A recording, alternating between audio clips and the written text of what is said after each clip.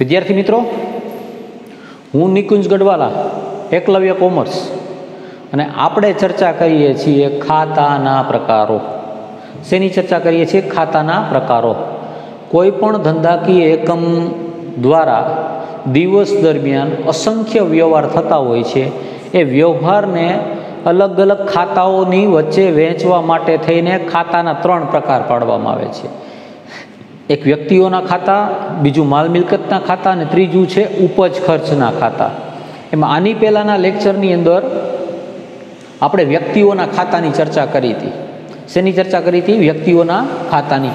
અને હવે ચર્ચા આપણે જે કરશું એ છે માલ મિલકતના ખાતા. માલને લગતા ખાતા અને મિલકતને લગતા ખાતા. માલ એટલે શું અને મિલકત શું એટલે પહેલાં સમજવું પડે.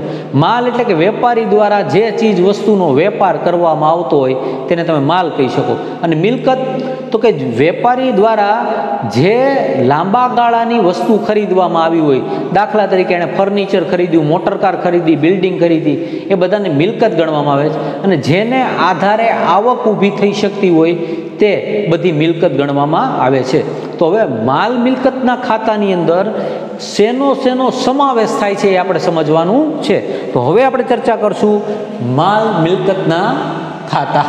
જોઈએ એમાં માલ અને મિલકતની લેવડ દેવડો જે ખાતામાં નોંધવામાં આવે છે તેમને માલ મિલકતના ખાતા તરીકે ઓળખવામાં આવે છે. એણે બહુ સરળ ભાષામાં કહી દીધું, માલ અને મિલકતની લેવડ દેવડો જે ખાતામાં નોંધવામાં આવે એને માલ મિલકતના ખાતા તરીકે ઓળખવામાં આવે છે. એટલે આપણે અહીં 2 વિભાગ પાડવા પડશે, માલના ખાતા અને મિલકતના ખાતા. તો કે માલના ખાતા કોને કહેવાય? માલના ખાતા એટલે વેપારી જે ચીજ વસ્તુઓનો વેપાર કરતો હોય તેમની લેવડ દેવડને લગતા ખાતા. દાખલા તરીકે વેપારી ફર્નિચરનો વેપારી છે તો ફર્નિચરના વેપારી દ્વારા ફર્નિચરની ખરીદીને વેચાણ કરવામાં આવતું હોય તો ફર્નિચર એટલે એના માટે માલ ગણાશે. દાખલા તરીકે સ્ટેશનરીનો વેપારી, તો સ્ટેશનરીના વેપારી દ્વારા સ્ટેશનરી ખરીદી વેચાણ કરવામાં આવે. અનાજનો વેપારી, અનાજના વેપારી દ્વારા અનાજની લેવડ દેવડ કરવામાં આવે. તો એ માલના વેપારી દ્વારા જે ચીજ વસ્તુનો વેપાર કરવામાં આવતો હોય એને આપણે, અને એને જેની લેવડ દેવડ કરતો હોય એને આપણે માલના ખાતા કહીશું. ફરીવાર, માલના ખાતા એટલે વેપારી જે ચીજ વસ્તુઓનો વેપાર કરતો હોય તેમની લેવડ દેવડને લગતા ખાતા. અને પછી છે ધંધા દ્વારા કોઈ પણ દ્રશ્ય કે અદ્રશ્ય બાબત અંગે માલિકી હક ધરાવવામાં આવતો હોય. મિલકતને થોડી અલગ રીતે રજૂ કરવામાં આવી છે. ધંધા દ્વારા કોઈ પણ દ્રશ્ય કે અદ્રશ્ય બાબત અંગે માલિકી હક ધરાવવામાં આવતો હોય અને તેનું નાણાકીય મૂલ્ય હોય તેને મિલકત તરીકે ઓળખવામાં આવે છે. દાખલા તરીકે તમે જ્યારે જીઓ નવો માર્કેટમાં આવ્યો હતો ત્યારે જીઓના સિમ કાર્ડ આપવા માટે કોઈ પણ એક જગ્યાને એના હક આપવામાં આવ્યો હોય, જેને આપણે કહીએ ને એજન્સી આપવામાં આવી હોય. તો જીઓની એજન્સી કોઈ પણ એક જણાને આપી હોય તો એની પાસે શું હોય? એના માલિકી હક હોય. શું હોય એની પાસે? માલિકી. તો એના માટે એ અદ્રશ્ય મિલકત ગણાય અને એનું નાણાકીય મૂલ્ય હોય તેને મિલકત તરીકે ઓળખવામાં આવે છે. ટૂંકમાં મિલકત એટલે રોકડ અથવા રોકડમાં ફેરવી શકાય તેવી વસ્તુ. મિલકત એટલે રોકડ અથવા રોકડમાં ફેરવી શકાય એવી વસ્તુ. અને અહીંયા મિલકતો પાછી 2 આવે, ચાલુ મિલકત અને બિનચાલુ મિલકત, જેની આપણે અગાઉ ચર્ચા કરી ગયા છે. જેને દેવા પેટે આપી શકાય. આમ માલ મિલકતના ખાતાના સ્પષ્ટ 2 ભાગ પાડી શકાય. ફરીવાર, ટૂંકમાં મિલકત એટલે રોકડ અથવા રોકડમાં ફેરવી શકાય તેવું અને જેને દેવા પેટે આપી શકાય તેવું. આમ માલ મિલકતના ખાતાના સ્પષ્ટ 2 ભાગ પડે છે. એક માલને લગતા ખાતા અને બીજું છે મિલકતને લગતા ખાતા. હવે આપણે માલને પણ જુદો પાડશું અને મિલકતની પણ આપણે જુદા ચર્ચા કરશું. એટલે આપણે ઝડપથી ખબર પડશે કે માલને લગતા ખાતા કોને કહેવાય અને મિલકતને લગતા ખાતા કોને કહેવાય. દાખલા તરીકે માલ મિલકતમાં એક માલને લગતા ખાતા અને બીજું મિલકતને લગતા ખાતા.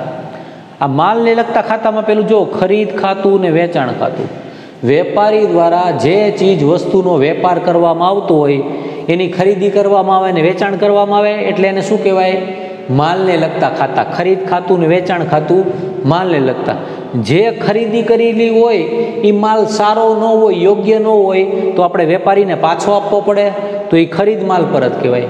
આપણે માલ વેચવો હોય અને માલ સારો ન હોય તો સામેવાળી વ્યક્તિ આપણને માલ પાછો આપી દે, એને વેચાણ માલ પરત કહેવાય. એટલે ખરીદ માલ પરત અને વેચાણ માલ પરત તો શું કહેવાય? માલને લગતા ખાતા.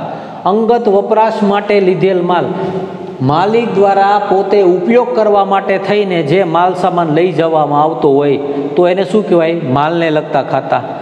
આગથી બળી ગયેલ માલનું ખાતું, અચાનક આગ લાગીને માલ બળી ગયો તો એ માલ મિલકતના ખાતામાં આવે છે, પણ એમાંય માલમાં આવે છે.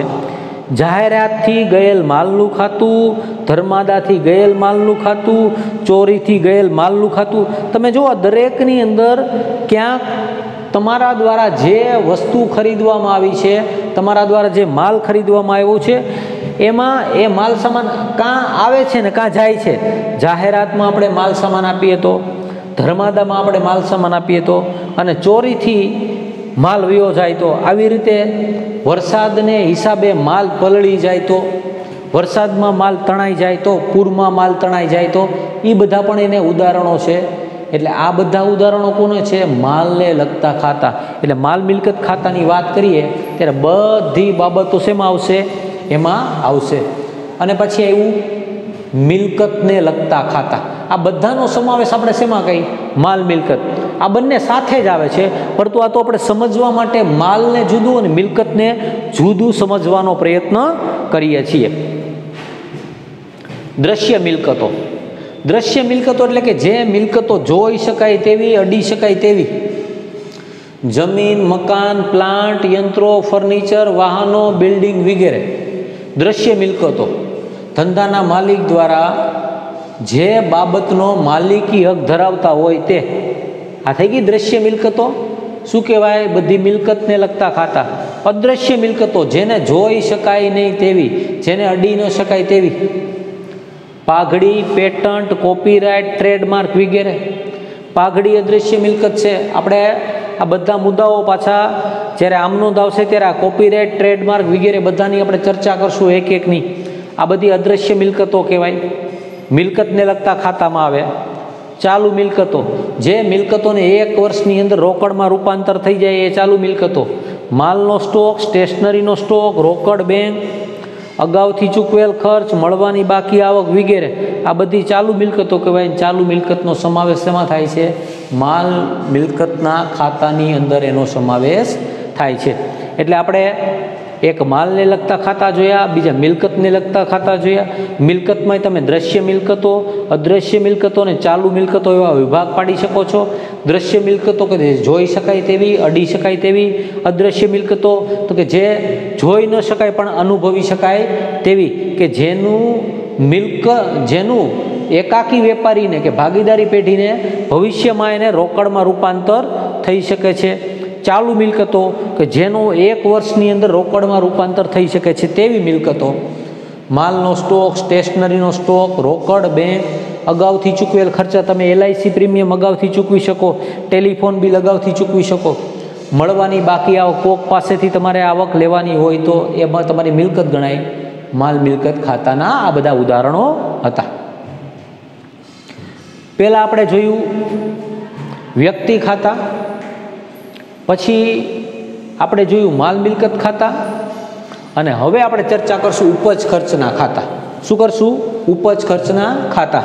અને ત્યારબાદ આ 2 લેક્ચર પછી તમને પ્રેક્ટિસ માટે આપણે એક્ઝામ્પલ આપશું, કારણ કે તમે બધા બહુ વારંવાર ડિમાન્ડ કરો, મને બહુ ગમે એમ કે સાહેબ કંઈક થોડુંક પ્રેક્ટિસ માટે મોકલો ને થોડાક પ્રેક્ટિસ માટે એક્ઝામ્પલ મોકલો. એટલે હું તમને એવા ઉદાહરણ આપીશ જે ઉદાહરણની અંદર તમારે સમજૂતી સાથે બધું જુદું પાડવાનું, કે માલને લગતા ખાતા ક્યાં, મિલકતના ક્યાં, વ્યક્તિના ખાતા ક્યાં, ઉપજના ક્યાં અને ખર્ચના ક્યાં. આપણે પહેલાં ચર્ચા કરી વ્યક્તિને લગતા ખાતા, પછી ચર્ચા કરી માલ મિલકતને લગતા ખાતા, અને હવે ચર્ચા કરશું ઉપજ ખર્ચના ખાતા. આ ઉપજ ખર્ચના ખાતા એમાં નામમાં જ ખબર, ઉપજ એટલે આવક અને ખર્ચ એટલે પૈસા જાય તે. કોઈ પણ વેપારી દ્વારા ધંધો કરવામાં આવતો હોય, ભાગીદારી પેઢી દ્વારા ધંધો કરવામાં આવતો હોય, કંપની દ્વારા ધંધો કરવામાં આવતો હોય તો દિવસ દરમિયાન અસંખ્ય ખર્ચા થતા હોય અને અસંખ્ય આવક થતી હોય. કમિશનની આવક હોય, દલાલીની આવક હોય, ભાડાની આવક હોય, ડિવિડન્ડની આવક હોય, વ્યાજ મળવાની આવક હોય, એવી રીતે ખર્ચ થતા હોય. ચાનો ખર્ચો, ઝેરોકનો ખર્ચો, સ્ટેશનરીનો ખર્ચો, ભાડાનો ખર્ચો, કમિશનનો ખર્ચો, દલાલીનો ખર્ચો, અસંખ્ય ખર્ચા થતા હોય. તો આ બધા ખર્ચ અને ઉપજ એક જ જગ્યાએ જે નોંધવામાં આવે એને આપણે ઉપજ ખર્ચના ખાતા કહેવાય. એટલે કે વેપારીને દિવસ દરમિયાન જેટલા ખર્ચા થતા હોય ને જેટલી આવક થતી હોય જેને એક જ જગ્યાએ નોંધવામાં આવે એને શું કહેવાય? એ ખર્ચનું ખાતું કે ઉપજનું ખાતું તરીકે ઓળખવામાં આવે છે. તો હવે એમાં જોઈએ ઉપજ ખર્ચના ખાતા. જે ખાતા ખર્ચ કે નુકસાન શું દર્શાવે? જે ખાતા ખર્ચ કે નુકસાન અથવા આવક કે ઉપજને લગતા હોય તેમને ઉપજ ખર્ચના ખાતા કહેવામાં આવે છે. જે ખાતા ખર્ચને લગતું હોય, જે ખાતું નુકસાનને લગતું હોય, જે ખાતું ઉપજને લગતું હોય, જે ખાતું આવકને લગતું હોય એ બધા ખાતા ઉપજ ખર્ચના ખાતા તરીકે ગણાય છે. કોઈ પણ રીતે તમારે આવક થતી હોય તો ઉપજ ખર્ચના ખાતા, કોઈ પણ રીતે તમારે ખર્ચ થતો હોય તો એ ખર્ચના ખાતા કહેવામાં આવે છે, ઉપજ ખર્ચના ખાતા કહેવામાં આવે છે. ધંધાના આ ખાતાઓ સમગ્ર વર્ષ દરમિયાન પોતાની કામગીરી કરતા હોય છે. આ બરોબર સમજો. ધંધાના આ ખાતાઓ વર્ષ દરમિયાન પોતાની કામગીરી કરતા હોય છે. એટલે આ ખર્ચ કર્યા વિના ધંધો ન ચાલે, તમારે આ ખર્ચ કરવો જ પડે. સવાર થાય એટલે સ્ટેશનરીનો ખર્ચો, ચા પાણીનો ખર્ચો, સામાન્ય બીજો નાનો મોટો ખર્ચો તો આવતો જ હોય છે. અને એવી રીતે ભાડા, દર મહિને ભાડું ચૂકવવું પડે, ભાડાની આવક પણ હોય ને ભાડાનો ખર્ચ પણ હોઈ શકે. દલાલી ચૂકવવાની હોય ને દલાલી મળતી પણ હોય છે. કમિશન આપવાનું હોય છે ને કમિશન મળતું પણ હોય છે. વ્યાજ આપવાનું હોય છે ને વ્યાજનો મળતું પણ હોય છે. એટલે આ બધા ખર્ચાઓ વર્ષ દરમિયાન પોતાની કામગીરી કરતા હોય છે. ટૂંકમાં દરેક પ્રકારના ખર્ચ અને દરેક પ્રકારની ઉપજને લગતું તારણ એટલે ઉપજ ખર્ચનું ખાતું. ભાગીદારી પેઢી હોય, કંપની હોય કે એકાકી વેપારી પેઢી હોય, દિવસ દરમિયાન જેટલા પણ ખર્ચા થાય અને જેટલી પણ આવક થાય એ બધાનો જ સમાવેશ એક જ જગ્યાએ થાય એને કહેવાય છે ઉપજ ખર્ચનું ખાતું. મેં તમને ઉપજનો મતલબ છે આવક, ખર્ચનો મતલબ અહીંયા નુકસાન પણ થાય છે. એટલે ખર્ચને લગતા હોય કે નુકસાનને લગતા હોય, ઉપજને લગતા હોય કે આવકને લગતા હોય, આ બધા જ ખાતાને સમાવેશ આપણે ક્યાં કરીએ છીએ? ઉપજ ખર્ચના ખાતાની અંદર કરીએ છીએ. અહીંયા તમને એવું થશે કે હવે આનું કઈ પ્રેક્ટિસ કઈ રીતે કરવાની હોય છે? તો સૌથી પહેલાં આપણને એકી સાથે બધા ખાતા આવ્યા હોય એ બધા ખાતાને જુદા પાડવા પડે. આ વ્યક્તિનું ખાતું, આ માલ મિલકતનું ખાતું, ઉપજ ખર્ચનું ખાતું. અને એ ખાતાને જુદા પાડ્યા બાદ એના ઉપર ઉધાર જમાના નિયમો લાગુ પાડવામાં આવે છે. એ આપણે ત્યારબાદ સમજશું. પહેલાં આપણે ઉપજ ખર્ચના ખાતાના ઉદાહરણ જોઈએ. આ ઉપજના ખાતા અને આ ખર્ચના ખાતા ક્યાં ક્યાં ખાતા છે? આ ઉપજના ખાતા અને ખર્ચના ખાતા. મળેલ વટાવ તો કે ઉપજ ગણાય, આપેલ વટાવ ખર્ચ ગણાય, મળેલ ડિવિડન્ડ ઉપજ, મળેલ કમિશન, મળેલ ભાડું, મળેલ દલાલી, ડિબેન્ચર પરના વ્યાજનું ખાતું. ડિબેન્ચર પરના વ્યાજ, તમે કોઈ પણ ડિબેન્ચરની અંદર રોકાણ કરેલું હોય કંપનીના તો ત્યાં જે વ્યાજ મળે એ ઉપજ કહેવાય. ઘાલખાત પરતનું ખાતું, તમે નુકસાન માંડી વાળ્યું હોય અને એ પાછું મળે તો એ ઉપજનું ખાતું. મળેલ બેંક વ્યાજનું, બેંકની અંદર તમારી ડિપોઝિટ હોય તો ત્યાં જે વ્યાજ મળે તો ઉપજનું ખાતું. ઉપાડ પર વ્યાજ, ભાગીદાર દ્વારા જે ઉપાડ કરવામાં આવે એ ઉપાડ પર માલિક દ્વારા શું કરવું પડે? વ્યાજ ચૂકવવું પડે, જેને ઉપાડ પર વ્યાજ કહેવાય છે. આ બધા ખર્ચના ખાતા. ખર્ચના ખાતા તમને સમજાય. ધર્માદો કરો તો કે ખર્ચ ગણાય, નોકરને પગાર આપો ખર્ચ ગણાય, ક્લાર્કને પગાર આપો ખર્ચ ગણાય, તમે કોઈ પૈસા લીધા હોય ઉછીના તો એને વ્યાજ આપવું પડે, ખર્ચ ગણાય. મજૂરી, તમારે ત્યાં નાના માણસો કામ કરતા હોય, મજૂરી કામ કરતા હોય તેને મજૂરી ચૂકવો હોય મજૂરી ખાતું. તમે માલ સામાન ક્યાંકથી બહારથી લેવા ને જે ખર્ચ ચૂકવવો પડે મજૂરી ખાતું. રેલવે નૂર ખાતું, આપણે કેમ ટ્રાન્સપોર્ટમાં માલ આવે એમ રેલગાડીમાં માલ આવે ને તો ત્યાં મજૂરી ચૂકવવી પડે ને રેલવે નૂર ખાતું કહેવાય.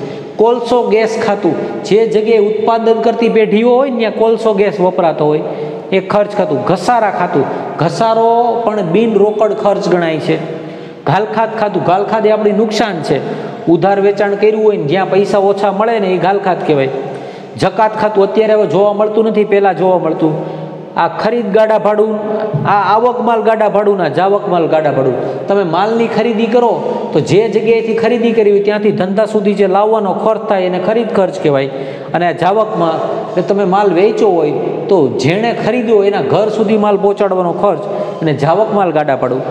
આપેલ વટાવ, તમે કોકને વટાવ આપો તે, જે આપણે જોયું તો આગળ તે ભાડા ખાતું, સ્ટેશનરી ખર્ચનું ખાતું, લીધેલી લોન પર વ્યાજનું, બેંકમાંથી લોન લેવી હોય લોન ઉપર વ્યાજ ચૂકવવું પડે, વ્યાજનું ખાતું, યંત્ર સમારકામ ખાતું, આપણે પ્લાન્ટને યંત્ર હોય ને રિપેરિંગ કરાવવું પડે એનો ખર્ચ થાય એ, અને મૂડી પર વ્યાજ.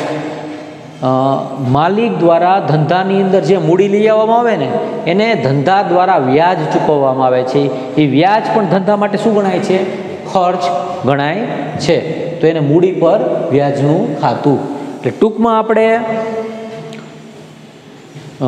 વ્યક્તિઓના ખાતા, માલ મિલકતના ખાતા અને ઉપજ ખર્ચના ખાતા કોને કોને કહેવાય અને એની અંદર કયા કયા ખાતાઓનો સમાવેશ થાય છે એની ચર્ચા કરી.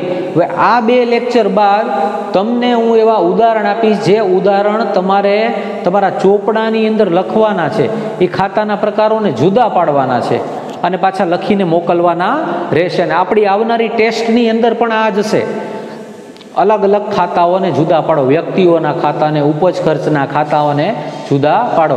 અને હવે આના પછીના લેક્ચરની અંદર આપણે ઉધાર જમાના નિયમોની ચર્ચા કરશું. વિદ્યાર્થી મિત્રો, આમાં જે કાંઈ પણ ન સમજાયું વોટ્સઅપ દ્વારા તમે જાણ કરી શકો છો કે આ ટોપિક અમને સમજાણો નથી, ફરીવાર આ ટોપિક સમજાવશો. તમારા બીજા વિદ્યાર્થી મિત્રો બીજી સ્કૂલમાં અભ્યાસ કરતા હોય તેને પણ આ લેક્ચર મોકલી શકો છો. જેટલા વિદ્યાર્થી મિત્રોને લાભ મળે એને આપવા વિનંતી. Thank you very much.